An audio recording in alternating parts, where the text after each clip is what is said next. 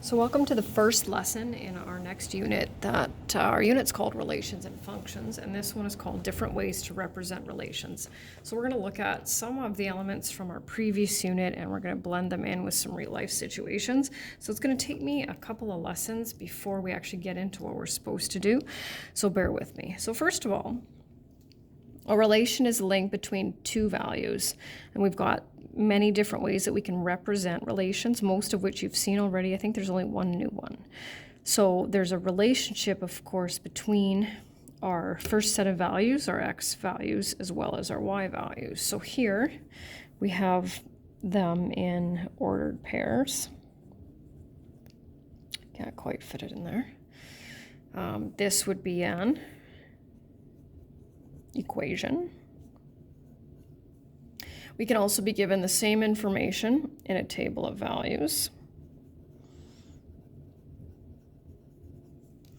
Sliding over here, we have, of course, the graph of a line, and this is still linear relations too, so we'll be dealing with those. And then the last one, which is new, but won't be that complicated, is called an arrow diagram. And yes, it does have to have arrows. And so if you can see, our x values are here and our y values are here. So we're going to be dealing with some real life linear relations, but just for now, just to kind of get practicing with the different forms, we're going to look at something completely different. So here I have a list of 5 names, and here I have 5 numbers. Now, your job will not be to determine the relationship between the elements on the left and the right. I will tell you that, because you will have to write me an equation for that.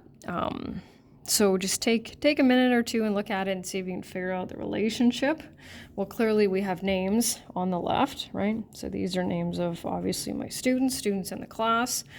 And how are the numbers on the right related to the names on the left? Well, number of letters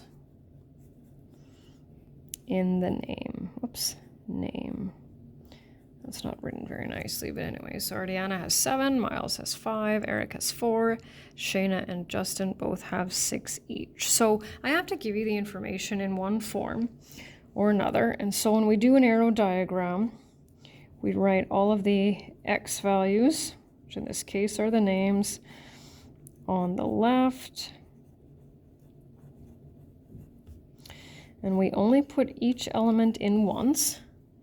So I normally do it in, right? And then we draw arrows, and they don't actually have to be straight lines, but we go there, and we go there, here, and of course, since we have 2 that have 6, that's all it's to it. And I kind of find, if you kind of look at it, I think it's a little bit more confusing to read than that, but that's all right. And then words. And so words, I'm actually going to come back to that one, I think, just because I'm going to do the graph next. So this one's going to be a little funny to graph, but that's okay. So we always put our x elements, or the elements on the left, on the horizontal axis. So I'm just going to move this, and you won't be able to see me write them in there, but I will. And so I'm just kind of writing them on the, don't want to forget any here. We want them evenly spaced apart. And where's my next one? There it is.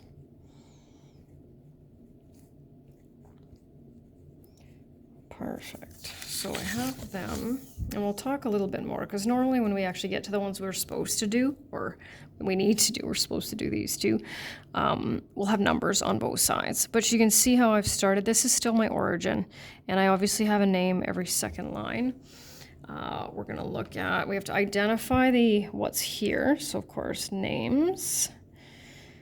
And then over here, obviously, we're going to put the number of letters. So we have to make sure, because we only have to deal with 4, 5, 6, 7. And in math, we don't skip like you can in science. So we don't start with 0 and then go 4, 5, 6, 7. We want even increments.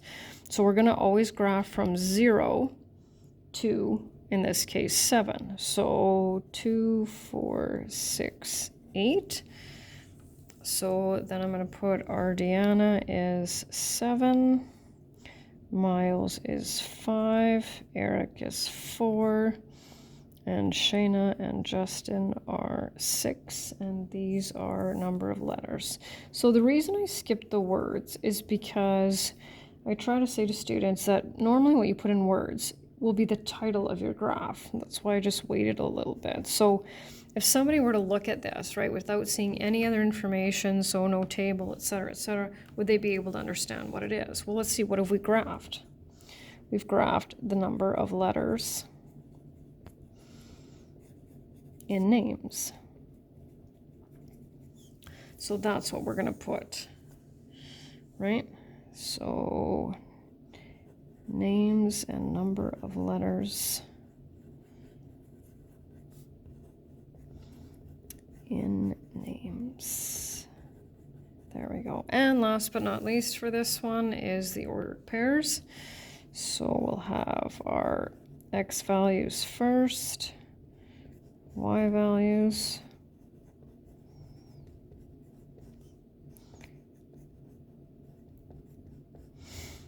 and